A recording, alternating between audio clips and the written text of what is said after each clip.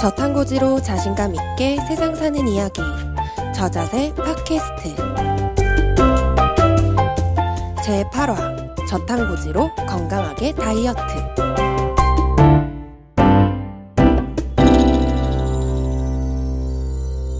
안녕하세요, 메이입니다. 안녕하세요, 정명일입니다. 네, 오늘도 저희 게스트 한 분 모시고 오늘 좀 재미난 주제로 이야기하려고 하는데요. 재미난 주제에 걸맞으신 선생님으로 오셨습니다. 지방인 운명에서 13kg 감량으로 다이어트 최고 성공하신 의사 선생님으로 나오셨다 이영훈 선생님 모셨습니다. 안녕하세요. 안녕하세요, 이영훈입니다. 부산에서 왔습니다. 네. 오늘 진짜 날씨 최고 추운 주간이라서 그렇죠. 너무 추운데 서울까지 와주시느라고 너무 고생 많으셨어요. 예. 이 방송 나올 때는 좀 따뜻해졌으면 좋겠어요. 그러니까요. 진짜 이게 한 2월 초쯤 나올 것 같은데 그때는 진짜 따뜻해졌으면 좋겠습니다.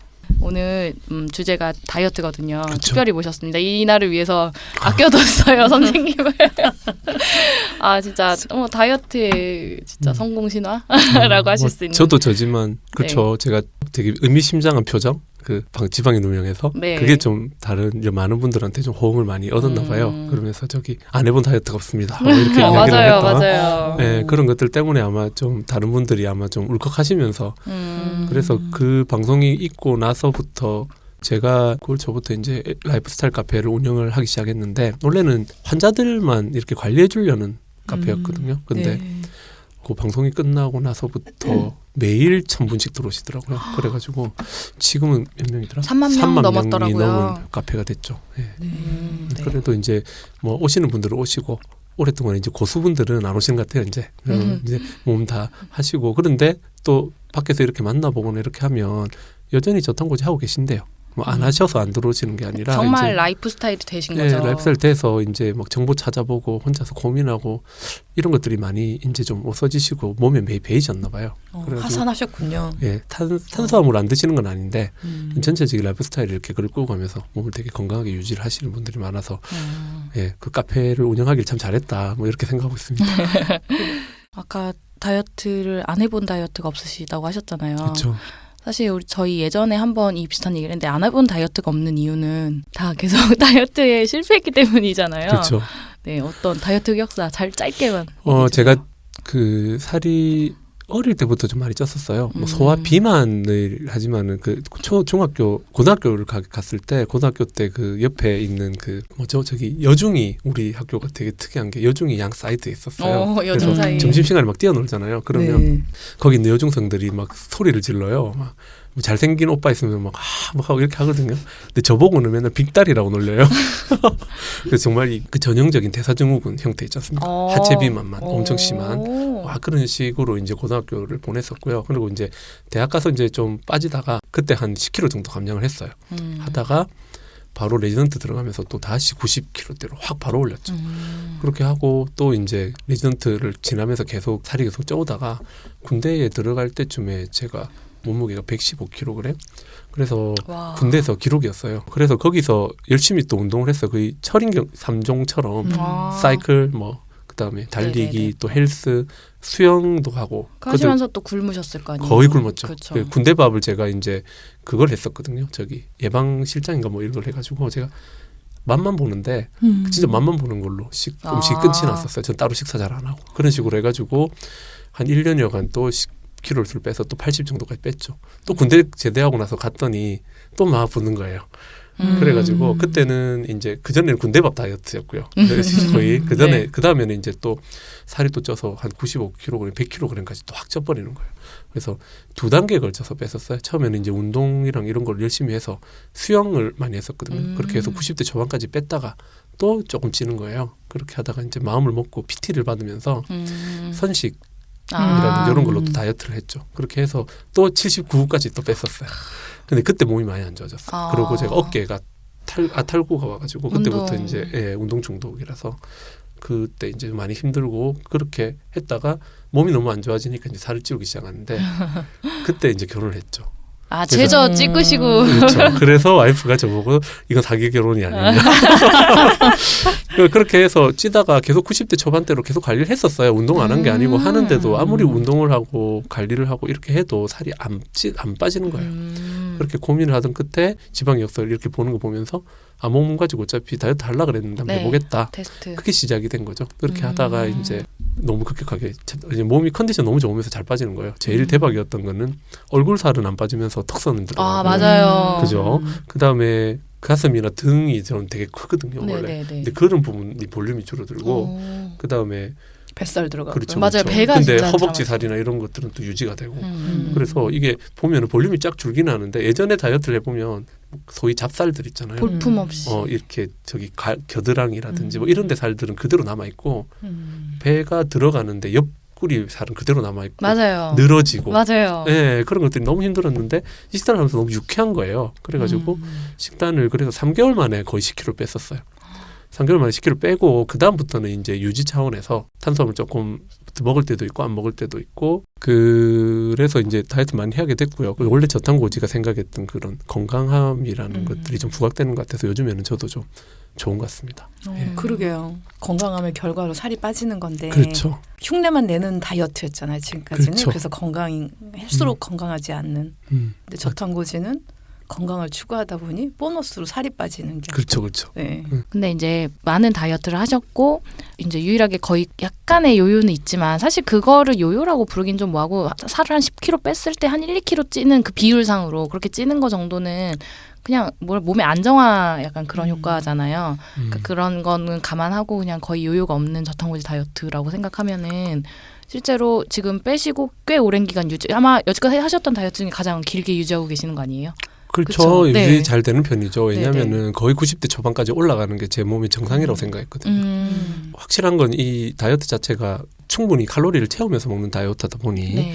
일단 기초대사량 자체에 어떤 소실이 없고요. 그게 제일 큰 문제인 것 같고 약간 그런 것 같아요. 이제 소위 제가 그때 만들었던 말 있잖아요. 급진급바라고. 그러니까 이게 급히 찌더라도 급히 뺄 수 있는 방법을 나 스스로 터득하고 나면 살이 찌는 게 그렇게 겁이 안 나는 것 같아요. 그래서 기초대사량을 올려주고 기초대사량 올려주는 거는 칼로리 충분히 섭취를 하고 네. 거기에서 이제 내 몸에 있는 전체적인 에너지 대사 효율을 증가시켜 주니까 그러고 이제 거기에서 근육이 제일 장점이 이게 근육이 세이브 되는 거잖아요. 그쵸. 거기다가 또 근육 운동을 하는 만큼 또 좀 늘어나기도 하고 뭐 갑상선이라든지 뭐 우리가 대사적으로 이렇게 문제가 됐던 부분들이 어느 정도 회복이 되면서 스스로가 이렇게 내 몸의 열기를 계속 유지를 하고 대사를 유지를 하고 이런 과정에서 어느 정도 이렇게 체중이 계속 유지가 되지 않냐. 그래서 웬만큼 먹어도 그 운동을 할 때 우리가 보면 계단형으로 살이 빠졌다가 네. 계단형으로 살이 찌잖아요. 네, 네.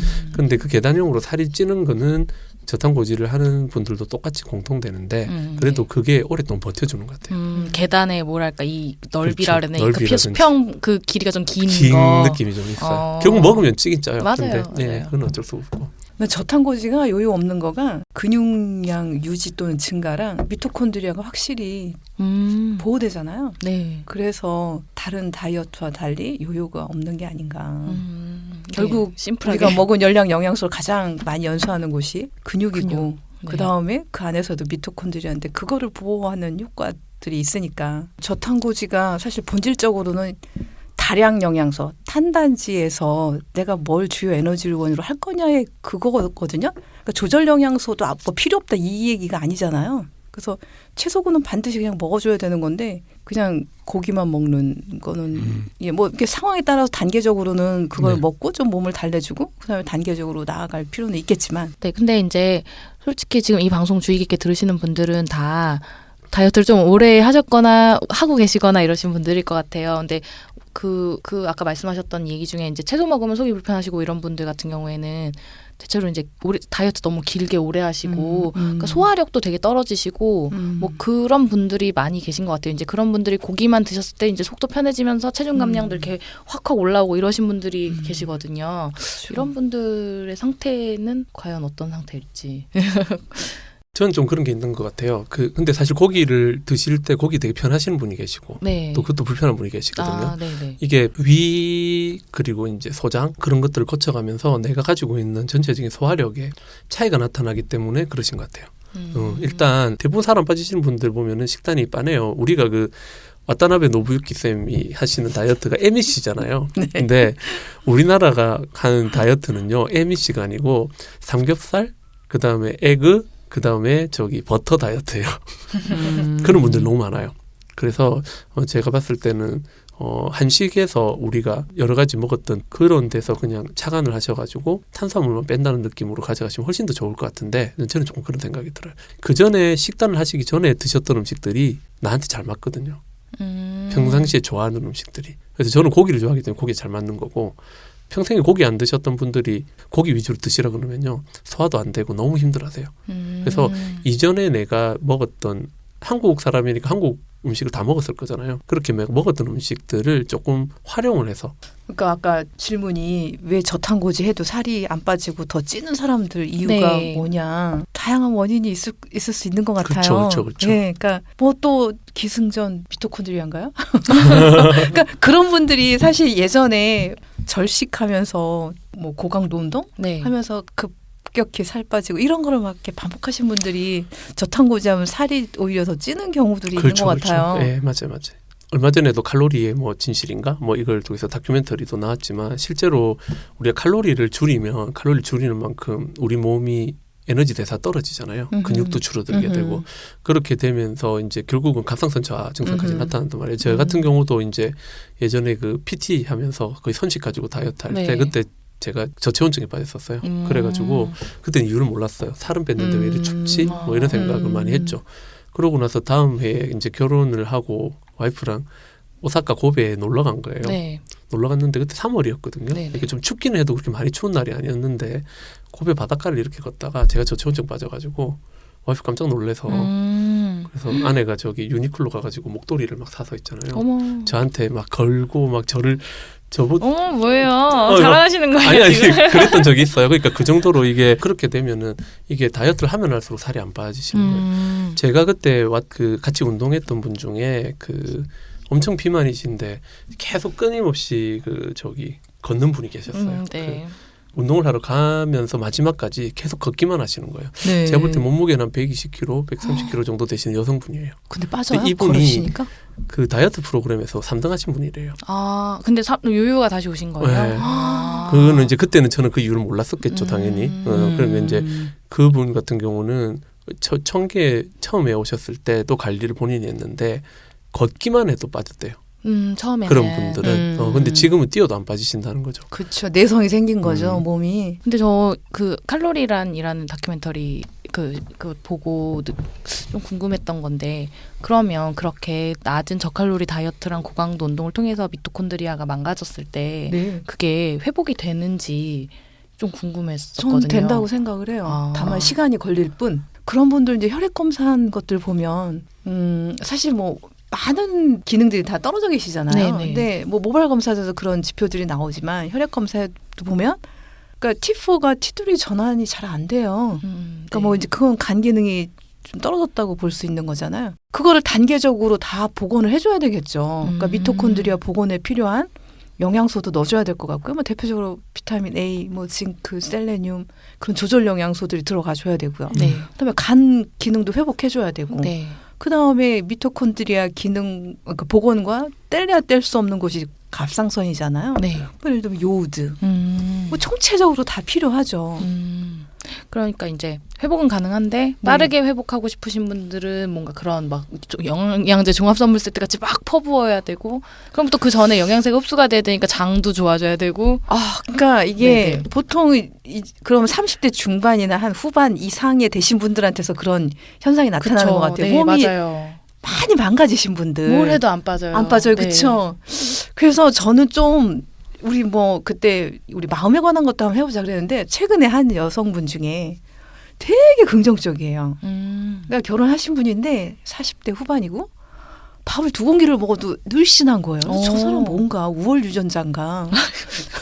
탄수화물 많이 먹었으면 피부도 좀 안 좋아야 되잖아요. 근데 피부도 예뻐요.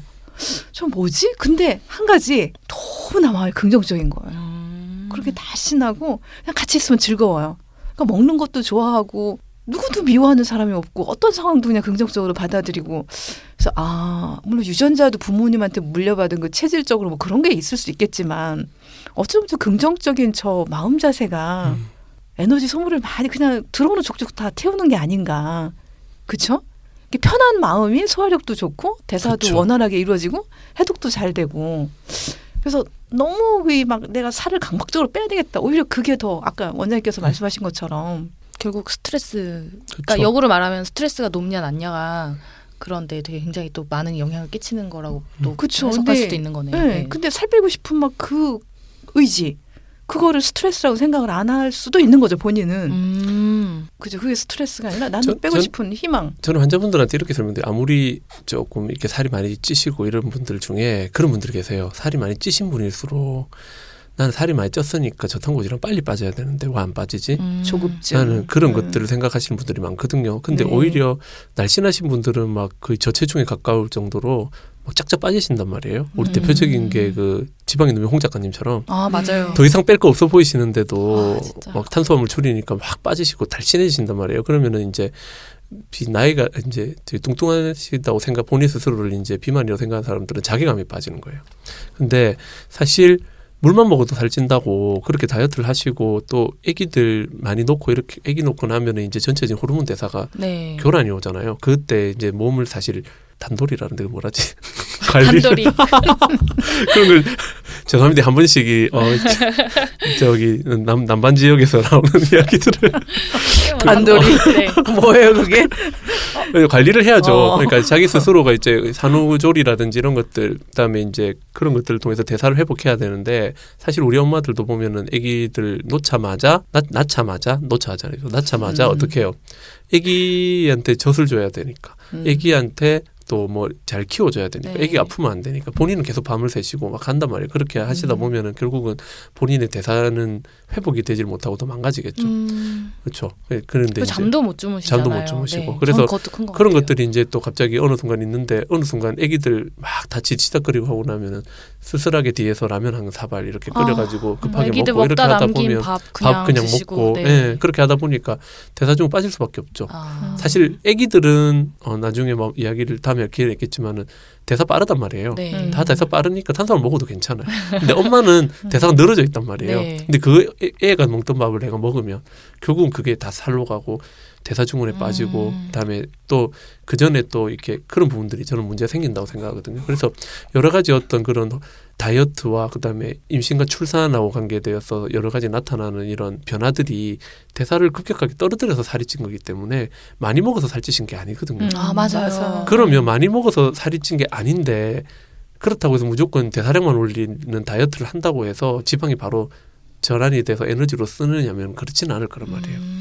그렇기 때문에 그런 분들은 저는 오히려 이렇게 말씀을 드려요. 그냥 한 달에 1kg에서 1.5kg 정도만 뺀다고 생각하세요. 한 달에. 그러면 키토 인하만 반복돼도 1kg 빠져요. 사실. 그러니까 그렇게만 생각하시고 좀 이렇게 너무 타이트하게 몸을 몰아가지 마시고 한 달을 기점으로 봤을 때 일주일에 한 번이든 2주일에 한 번이든 본인이 꼭 드셔야 되겠다 싶은 거는 그냥 드시라고 해. 저는. 다이어트의 목적에서는. 왜냐하면 그렇게 하면 또 키토 한 끼를 탄수화물 많이 먹는다고 해서 살이 절대 찌지 않고 기본적으로 내가 저탄수를 끊어가면서 이게 대사가 안 돌아가시는 분들은 오히려 탄수를 먹으면서 대사가 활발해진 분도 계신단 말이에요. 네. 그렇기 때문에 저는 뭐 일주일에 한 번이든 2주일에 한 번이든 본인이 드시는 거 드시되 너무 폭탄으로만 안 드시도록 그러니까 뭐 저기 양념치킨이라든지 네. 그 다음에 저기 뭐 짜장면에 뭐 탕수육이라든지 뭐 네. 이런 식으로 너무 폭탄만 안 드시면 제가 볼 땐 드시고 싶은 거 뭐 아이스크림 드시고 싶으면 아이스크림 하나 드시면 되고 뭐 파스타 드시고 싶으면 파스타 하나 드셔도 되고 이렇게 한다고 해서 안 찌신단 말이에요. 그러고 나서 다음에 뭐 내가 하고자 하는 그 식단대로 또 끌어가시면 오히려 내가 먹었으니까 또 안정적으로 식단을 할 수 있는 거고 그런 식으로 해서 그냥 저는 일주일에 한 번이든 2주일에 한 번이든 그냥 정말 치팅이죠. 내 마음의 건강을 위해서. 그렇게 하시는 게 더 좋은 것 같은데 단순히 누구는 첫 달에 8kg 빠졌대. 뭐 누구는 10몇 kg 빠졌대. 그런 분들 많이 나오시잖아요. 네, 네. 얼마 전에 이제 우리 방송에 나온 리보님 같은 경우도 엄청 많이 빼셨잖아요. 네, 네. 그런 분들만 보다 보면은 나는 내 몸으로 왜 이럴까? 거기서 스스로 부익부 빈익빈을 만드시는 거죠. 뭘 해도 잘 빠지시는 분들과 뭘 해도 안 빠지시는 분들 사이에서. 근데 병원에 오시는 분들은 대부분 뭘 해도 안 빠지시는 분들이고 이미 대사 다 떨어지신 분이고 이런 분들이란 말이에요. 그런 분들일수록 그냥 마음을 천천히 드시고 한 달에 1.5kg씩만 빼자. 그런 마음으로 천천히 하시면 오히려 그 대사가 좀 회복이 되는 시간을 보는 거죠. 스스로가. 그렇게 하면서 조금씩 잡아지고 장도 나빠질 게 없고 네, 애초에 장도 나빠질 게 없고 그다음에 살이 안 빠지니까 나 에그 패스팅 해볼래 이러면서 막 드신다든지 삼겹살 다이어트만 해볼래 막 드신다든지 이렇게 하시면은 그러기다가 버터만 먹어볼래 오일 패스팅. 오일 패스팅 해볼래 이렇게 하시면 그걸 통해서 저는 그분들은 어떠냐면요. 뭘 해도 잘 되시는 분들이 스스로가 이제 조금 더 빼야 되는 거예요. 네. 급히 빼야 될 일이 있는 거예요. 그때 정체가 들어왔는데 좀 힘든 거죠. 그때 짧게 하시는 건 괜찮다고 보거든요. 근데 그걸 보시는 분들은 뭘 해도 안 되시는 분들이 그 방법을 찾으시는 거예요. 그러면 더 안 돼요. 그렇죠. 그게 제일 중요한 핵심이에요. 그리고 실제로 카페에서 이렇게 보다 보면서 제가 느꼈던 거는 웨스트맨 박사가 했던 말씀이 70% 정도는 키토제닉이랑 잘 맞고 30% 정도는 잘 안 빠진다고 뭐 그렇게 말씀을 하시잖아요. 근데 우리 병원에 오시는 분들은 거의 80% 이상이 안 빠지시는 분들이거든요. 그렇죠. 30%가 다 글로 그렇죠. 가시죠. 그러면 그 환자분들을 장치료라든지 어떤 교감신경 활성이라든지 뭐 이런 부분들을 저는 구조는 안 하지만 네네. 그런 것들을 잡아들이다 보면은 좋아지시는 분들이 그 중에서 생기신단 말이에요. 네. 그러면은 제가 보는 관점에서 끝까지 따라만 가시면 그 제가 이제 식단 잡아드리고 개념을 바꿔드리고 조금만 장치료만 좀 해드리면은 거의 90% 이상 또 좋아지세요. 네. 근데 그거를 못 하시는 분들이 계세요. 또 그런 분들은 이제 안 빠지게 되겠죠. 그래서 이제 어떤 경우는 제가 오셨길래 너무 하는 일도 많고 스트레스가 엄청 꽉 차신 거예요. 네네. 그래서 제가 그분한테 식단을 포기하시라 그랬어요. 어. 제 처방이 네. 식단을 포기하시라 그랬는데 좋은 처방인 것 같네요. 마음껏 드시라고 벗어나게. 그냥. 그러니까 식단을 다른 거 다 하시고 다른 거에 신경 쓰셔야 되니까 식단에 신경 쓰지 말고 식단을 포기하라 그러셨어요. 네. 그랬더니 본인이 이제 한 달 반인가 뒤에 오셔가지고 네. 그렇게 해서 마음을 놓으니까 오히려 식단이 더 잘 된다고 이야기를 하시더라고요. 맞아요. 저울도 네. 때로는 버려야 되는 상황도. 그렇죠. 그러니까 난임 여성분들도 때로 다 포기하고 놔버리니까 오히려 어머. 되는 경우가 많다고 맞아요. 하거든요. 네. 근데 다이어트도 그런 거. 그렇죠. 같아요. 성호르몬의 문제 제일 1번이 코티졸에서부터 생기잖아요. 그렇죠. 애기 안 낳는다 스트레스 받으면 받을수록 사실 애기 더 안 생기겠죠. 그렇죠. 근데 살 안 그거- 빠진다고 그렇죠, 신경 그렇죠. 쓸수록 더 안 빠지는 거죠. 그렇죠. 그래서 그런 것들을 놓으면은 오히려 더 그리고 옆에서 봐도 그래. 저기 보는 관점들이 또 있지 않겠습니까? 저 같은 경우도 이제 제 아내를 만나기 전에 어머니한테 엄포를 놨어요. 다시는 선 안 보겠다고. 제가 이렇게 하면 3년 동안은 선을 안 보겠다 해서 거의 마지막 선으로 아내를 봤는데 몇 번 보셨어요, 선? 근데 그래서 결혼한 거죠. 근데 너무나 좀 사랑꾼 봤어요, 저. 모습으로 오늘 자꾸 보여주시네요. 아니 그런 것들 때문에 막 하고 스스로에 대해 자괴감에 빠지고 막 엄청 힘들었던 거예요. 그러니까 놓아버림을 놓아버림을. 경험하셨네요. 그렇죠. 그러니까 오히려 제 입장에서도 봤을 때 이 다이어트도 마찬가지인 것 같아요. 그거를 내가 알답게 막 하면 할수록 코티졸 계속 많이 나올 거고요. 그 전에 저기 당분 위주로 식습관을 했으면 네. 이 장은 전체적으로 소화는 안 되면서 아밀라제만 막 나오고 있지 않겠어요, 사실은. 그런 분들 막 당분 조금만 들어가도 탄소 조금만 들어가도 혈당이 오를 거란 말이에요. 스트레스 받으니까 또 코티졸의 분비가 막 증가가 되고 결국은 그런 분들 살 안 빠지실 거거든요. 맞아요. 그래서 제가 볼 때는 그냥 어느 정도 마음을 놓고 그냥 하시는 게 좋고 그다음에 조금씩 고쳐 나가는 마음으로 하다 보면 시간이 지나면 몸이 많이 좋아져 있고 좋아져 있으면은 사실 병원의 도움을 받는다거나 영양제를 뭐 넣는다거나 뭐 저 그런 것들이 크게 의미가 있을까 싶어요. 저는 오히려 그냥 스스로가 즐기면서 식사를 해나가는 과정이 더 중요하다고 보고요. 그래서 요즘에 제가 올리는 글들이 병원에 안 와도 스스로 깨달을 수 있을 만한 글들 위주로 제가 좀 올려드리고 있거든요. 그러니까 병원을 가가지고 꼭 그 저기 뭐고 검사를 하고 뭔가를 해야지 내 해답을 찾을 수 있어 하는 분도 계세요.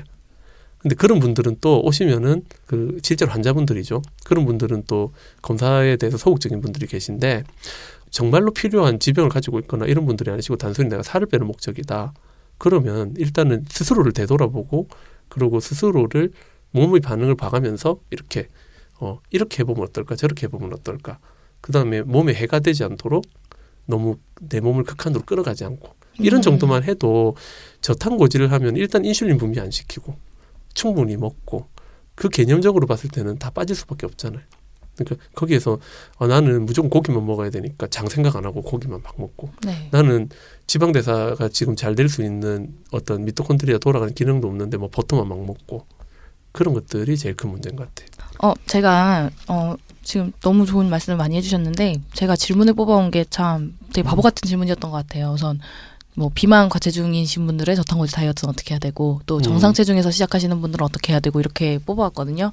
근데 이것도 결국 과거의 다이어트의 편견에서 시작된 질문인 것 같아요. 지금 그렇죠. 말씀하신 거대로라면 정상 체중이라고 하더라도 뭐 비만 과체중이라고 하더라도 어쨌든 식단에 꾸려 나가는 방향성 자체는 큰 차이가 그렇죠. 없는 게 맞는 게 저탄고지인 거잖아요. 제가 환자 말고 이제 키토 우리 그 사이트들 있잖아요. 거기서 네. 본 분들 중에 제가 꼭 공유를 하고 싶어서 다시 찾았는데 그 자료를 결국 못 찾았어요. 키가 172 정도 되는 여성분인데요. 몸무게가 63kg였어요. 네. 근데 이분이 키토제닉 다이어트를 해가지고 71kg까지 몸을 찌운 거예요. 네. 찌웠는데 근육이 늘고 네. 허리 사이즈가 준 거예요. 그래서 부피가 똑같.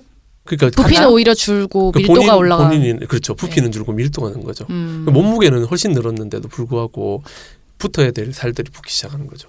그러면은 훨씬 사실 매력적이어 보였겠네요. 훨씬 더 매력적으로 예. 보이고 본인이 가지고 있는 어떤 그런 것들이 있단 말이에요. 건강미도 보이고. 예. 그래서 저는 그런 식단을 그런 식으로 끌어나간다고 생각하시는 게 더 좋을 것 같고 그다음에 저체중으로 가시는 분들도요. 네. 원래 근육량을 좀 늘린다고 생각하시는 게 더 좋을 것 같아요. 그래서 저체중으로 가시는 분은 근육량을 늘려가지고 내 기초 대사량을 올려야 되겠다라는 마음을 가지시면 살이 저탄고지를 해도 빠지실 분은 빠지실 것 같아요. 근데 그걸 무조건 키토로 다 막 극단적으로 끌어가면서 탄수 거의 안 먹고 이렇게 가시면 오히려 염증 더 생기고 날씬하신 분들 기본적으로 소화효소 분비 잘 안 되시는 분들 많잖아요. 그러니까 그런 것들 흡수가 잘 안 흡수 잘 안 돼서, 돼서 예. 날씬한 분들 많은데 네. 그런 분들한테 막 지방이나 고기 같은 걸 막 밀어 넣으면 설사하시죠. 그렇죠. 네. 그래서 그렇게 해서 끌어가시는 것보다는 내 몸을 탄수를 좀 적당히 줄이면서 쓸데없는 탄수를 줄이면서 내 몸에 있는 근육을 좀 더 만들자, 대사량을 좀 올리자 이런 식으로 다이어트를 하시면은 좀 안전할 것 같아요. 좀 제가 봤을 때. 편안하게. 그러고 그렇게 해야지 네.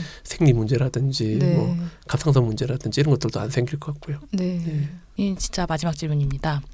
지방 대사가 안 되신다고 하시는 분들 있잖아요. 일반적으로 지방을 많이 드셔서 케톤 스틱 검사하면 보라색 막 케톤체 검출은 막 빡빡 올라가 있고 케톤 수치도 올라가 있고 그러시는데 살이 안 빠지시는 거예요.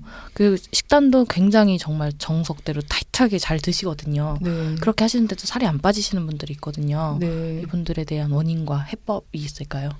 결국은 그분들이 공통점이 그거잖아요. 예전에 절식에 운동 많이 하고 다이어트 많이 하신 분들 이 검사해보면 유기산 검사나 모발 검사 그런 거 보면 미토콘드리아 대사 완전 안 되고 있거든요. 그러니까 기본인 것 같아요. 거기 그 세포의 그 세포부터 복원하는 거. 저는 그 저기 뭐죠? 초반에 시작했을 때 너무 찐보라 빨리 나오시는 분들 있잖아요. 네네. 그분들 오히려 지방대사 안 된다고 봐요. 그렇죠. 그러니까 이게 지방이 분해돼서 아세틸코에가 연소되는 곳이 미토콘드리아잖아요. 근데 거기가 연소될 공간이 없으니까 다시 간으로 가겠죠. 먹은 그렇죠. 거가. 네. 간에 가서 카이로마이크로 레무넌트가요. 네. 그걸 가서 다시 VLD를 제접해서 혈액으로 나오고 지방조직이 가서 쌓이고. 연소될 장소가 없으니까 돌다 다시 지방쪽으로 가는 거죠. 그럼 그런 분들은 어떻게 해야 돼요? 그런 분들은 기본적으로 지방 많이 드시면 안 되죠. 지방을 너무 많이 드시니까 문제가 됐잖아요. 그래서 키토 적응을 들어가실 때 지방을 많이 드시면은 케톤 수치가 처음부터 혈중 케톤 수치가 3, 4, 5 이렇게 뜨시는 네, 분들이 맞아요. 있으세요. 네. 그런 분들은 사실 그분이 얼마나 뭘 많이 썼겠어요. 케톤 소모도 못하고 지방 대사 못하시는 네. 거죠. 케톤도 결국은 돌려면은 TC 사이클 돌아야 네, 되거든요. 네. 에너지를 만들려면은 그럼 계속 떠돈단 말이에요. 네. 그게 남은 것들이 배출이 되겠죠. 그래서 뭐 키토 레시도 오게 될 거고 제가 그렇게 보거든요. 그래서 그런 분들이 너무 처음부터 지방 많이 드시면 안 되죠. 오히려. 그래서 그런데 이제 그래서 저탄고지를 처음에 도입할 때는 이제 진입을 할 때는 너무 지방 많이 먹는 식단으로 생각하지 마시고 탄수를 제한한다고 생각을 하시는 게 더 좋을 것 같아요. 그래서 탄수만 줄여서 인슐린 분비는 안 되면 그 다음부터 키토는 쓰잖아요. 심지어 저탄수, 저지방, 중단백, 저칼로리 식단을 해도 케톤 나오거든요. 맞아요. 체지방이 녹아서 케톤체로. 그렇죠. 그다음에 두 번째는 지방을 에너지로 쓰고 그다음에 케톤제로 쓰려면 제일 좋은 거는 내 몸에 있는 지방과 내 몸에 있는 케톤을 써야 되잖아요. 네. 밖으로 먹은 케톤 많이 먹어서 뭐 하겠어요. 밖으로 먹은 지방 많이 먹어서 뭐 하겠어요. 걔들 다 쓰고 나야지 내 걸 쓰는데 그렇잖아요. 그러니까 에너지를 쓸 수 있는 만큼만 자극을 주면 그 다음부터는 내 몸에 있는 지방들을 조금씩 필요한 만큼 쓰게 만들어줘야지 될 것 같거든요. 그래서 그런 개념이라서 저는 그런 분들은 너무 처음부터 지방 많이 드시지 말고 케톤 수치가 높다. 그리고 찐보라가 처음부터 나왔다. 그게 본인한테 좋은 건 아니다. 그렇게 생각하시면. 그런 분들은 장기적인 안목으로 하나하나 좀 총체적으로 생활 습관을 그러니까 운동, 뭐 마인드 컨트롤, 뭐 식사와 더불어 그다음에 수면 습관도 상당히 중요한 것 같아요. 그런 분들이 또 보면 수면이 굉장히 뭐 새벽 한두 시에 잔다던가 굉장히 불규칙해요. 그러니까 이 먹는 것도 그랬었고 예전에. 그러니까 총체적으로 거시적인 측면에서 좀 세팅을 단계적으로 진행하는 거가 필요한 것 같아요. 막 갑자기 뭐 빼고 싶고 그런 욕심을 좀 놔버리는 거가. 다이어트에 대한 이야기 해봤는데요. 사실 준비했던 내용이랑 조금 약간 방향 좀 달랐던 것 같아요. 얘기를 하다 보니까 죄송합니다, 제가. 아닙니다. 근데 이게 얘기를 하다 보면 결국 그렇게 갈 수밖에 없는 것 같아요. 저희가 뭐 체중 감량을 목표로 이 다이어트를 시작하시는 분들이 많지만 하시다 보면은 결과적으로는 뭐랄까 이제 이 다이어트 하다 보면 뭔가 몸이 좀 예전보다는 활력이 올라가는 것 같고 살은 안 빠지지만 뭔가 건강해지는 느낌이 있고 그래서 이제 이 다이어트에 자꾸 중독되시는 것 같거든요. 근데 사실 그게 맞는 것 같아요. 그러니까 저희가 몸이 건강해지고 세포도 정명희 박사님 기승전 미토콘드리아가 건강해지고 세포가 건강해지면은 살은 이제 그 뒤에 자연스럽게 빠지는 거가 되는 것 같아요. 그쵸. 네, 그 점이 사실 이번 화의 가장 핵심 아니었나 생각됩니다. 네, 긴 시간 재밌는 얘기로 저희 재밌는 다이어트 이야기 이 다 해주신 편집 되겠어요. 너무 제가 말을 많이 해가지고. 예, 예원 선생님께 감사드리고요. 네, 다음 주에는 또 더 다른 재밌는 이야기 가지고 나오겠습니다. 네, 감사합니다. 예, 감사합니다.